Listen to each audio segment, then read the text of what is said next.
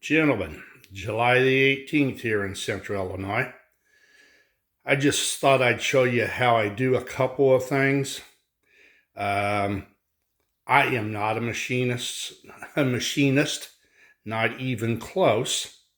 But sometimes you got to have machine tools to get some of this stuff done.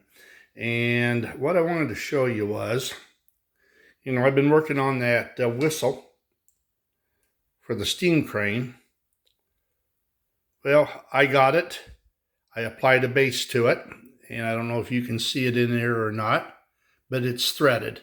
It's threaded all the way up to the very bottom of the whistle. And the only way that I can do something like that is on my South Bend lathe is to have what's called collets. And collets, here's a collet right here, and this is the one that I used. It's a 3/16, and what you do is you slide that 3/16, the length that you want, you slide it into that collet, and then you install that collet in here. And you'll notice it pushed it out the back. You push it out the front. I'm just showing you what that does. This is what holds it.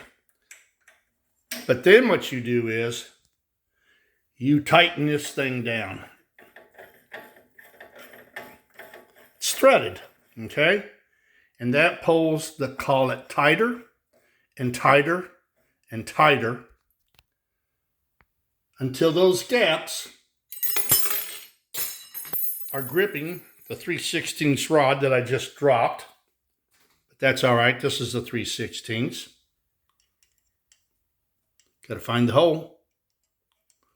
And that will sit right in there like that. And when you tighten it down super tight, it don't go nowhere. It doesn't mar the surface.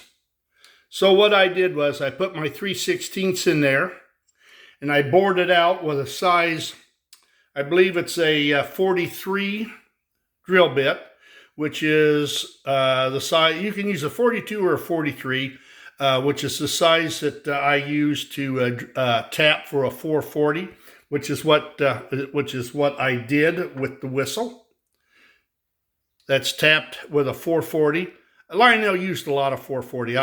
Everything that I use basically is what would be used in the template. And I drilled it out, and then to get that tapped, now I don't use a drill bit. I have a live center.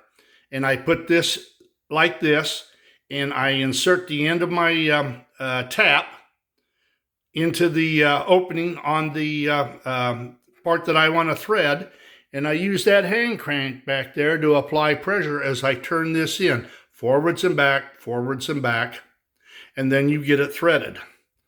And when that's all done, of course in my case, then I soldered it to the base. Now, if I were going to do this again, this is basically just a shade taller. If you look at the base, if you cut that base in half, then it would be exactly the same size as the large whistle that they used on like the 408, the 402. So if I were going to do this again, I would cut this almost in half. And you can only do that and thread it if you've got a collet set up on your lathe. So it comes in really handy. Collets come in, and this is what they call a 5C. There are others, and I have no idea what that definition means, but I use a 5C. These are round. I can get square. I can get hexagon.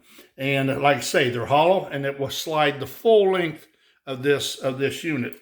In fact,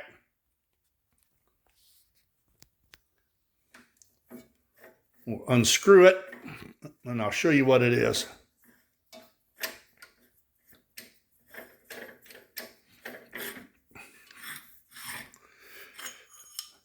There you go.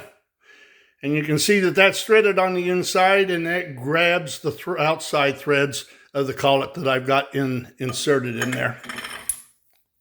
And all this is a spacer that looks like, oh, there it is, my set screw. I gotta tighten up the set screw. The reason we got a spacer on it is because this one was too long, and then instead of cutting it off and rethreading it, we just shortened it by putting a spacer on it.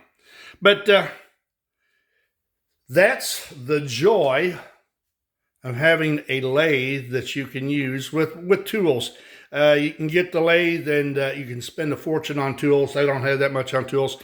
And this is an ancient thing. This is a South Bend. It weighs 750 to 800 pounds. And believe me, you do not need a lathe of this size. I just happened to pick it up because it was about $1,500. I was looking at one made from Taiwan that had digital readout and all kinds of stuff on it, and it was a little over $5,000, and then you had the shipping on top of it. Do I really need a $6,000 or $7,000 lathe to do this kind of stuff? I don't think so. All that would be is a pride factor. But I will tell you this: I've used digital readout, and it's a nice. This could be set up with digital readout, but not by this old man, because I wouldn't have a clue what I'm doing. But yeah, that's what we've got. It's well worth having. Over here is there's the chuck. That way I can use the collets or I can use chucks. But believe me, when I'm doing this type of work, the collet is a far better piece of equipment. Like I say, it holds it firm. Everything is square. It does a nice job. So that's about it for today. I just kind of thought I'd show you what I've got in my so-called workshop. Something else that you want? You want some chop saws. I got a small chop saw. I got a big chop saw. Both of them come in handy. Both of them from Harbor Freight. Both of them cheap. Both of them Chinese. So take it for what it's worth. All right, guys. Have a good weekend. Have a good Friday. We'll talk with you later. Toodaloo.